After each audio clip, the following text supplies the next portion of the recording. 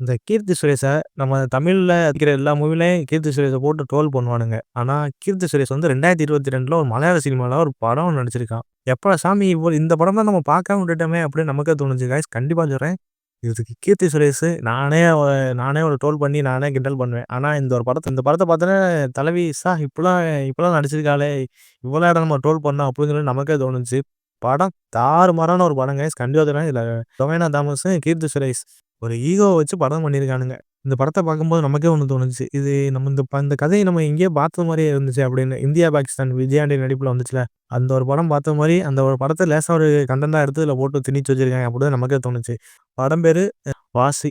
நம்ம ஹீரோ, ஹீரோயினி 2 பேரும் வழக்கறிஞரா இருப்பாங்க. வழக்கறிஞரா இருக்கும்போது அவங்களுக்கு எந்த கேஸுமே வராது. கடைசில பார்த்தா 2 பேரும் ஒரு பக்கம் லவ் பண்ணியிருக்காங்க. லவ் பண்ணியிருக்கும்போது கல்யாணம் பண்ற நிலைமைக்கு போகும்போது, கல்யாணத்துக்கு முன்னாடி ஒரு கேஸ் ஒண்ணு வருது. அந்த கேஸு ஒரே கேஸு. அது 2 பேருமே எதிர் புதிருமா இருக்கிற மாரி காமிச்சிருப்பாங்க.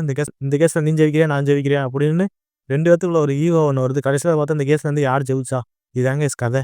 நம்ம தமிழ் சினிமால வந்து கீர்த்தி சுரேஷ் வந்து அதிகமா ட்ரோல் பண்றது இந்த லவ் இந்த மாரி தான் போட்டு காமிச்சிருப்பாங்க. ஆனா இந்த ஒரு படத்துல மட்டும் தான் முக்கியமா கீர்த்தி சுரேஷுக்காண்டி ஒரு கதை ஒண்ணு எழுதியிருக்காய்ங்க அப்படின்னு நமக்கே தோணுச்சு.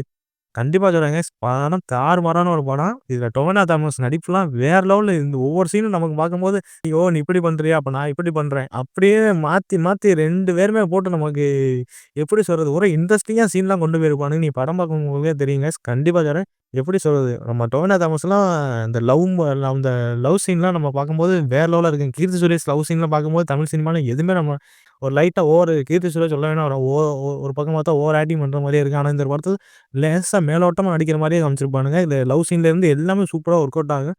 Netflixல இருக்கு. முக்கியமா தமிழ் டப்பிங்ல இருக்கு. தாராளமா நம்ம பார்க்கலாங்க. இது ஒரு படத்தோட மெயினான பார்ட் ஈகோ. அவ்வளோதான். இதுல வந்து இந்த ஈகோ வந்து லாஸ்ட் ஆஃப் இந்த ஈகோனால நீ பேசுறியா? நான் பேசுறியான்னு ஒரு சீன் ஒண்ணு வரும். அந்த ஒரு ஈகோ பிரச்சனையில. கடைசில பார்த்தா அந்த டொ வேற என்ன பண்றது? ஆம்பளைங்க தான் இறங்கி வந்து பேசுவானுங்க. அதே மாரி தான் இந்த படத்துல கொண்டு போயிருப்பானுங்க. கடைசில பார்த்தா கீர்த்தி சுரேஷ் ஒரு ட்விஸ்ட் ஒண்ணு பண்ணுவான். வேற லெவல்ல இருக்குங்க. கண்டிப்பா சொல்றேன். கீர்த்தி சுரேஷா இவ்வளோ நாளா போட்டு ரோல் பண்ணோம் அப்படின்னு நமக்கே தோணுச்சு. படம் பார்க்கறதுக்கு ஒரு மஸ்ட் வாட்ச்சான ஒரு ஃபேமிலி என்டர்டெயின்மென்ட் தாராளமா உட்காந்து பார்க்கலாம். கீர்த்தி சுரேஷ் சாரிம்மா. நான் உன்னைய ரொம்ப நாள் ட்ரோல் பண்ணியிருக்கேன். என்னைய மன்னிச்சிரு. இந்த படத்த பார்த்ததுலருந்து நான் ஃபேன் ஆயிட்டேன். அவ்வளோதான்.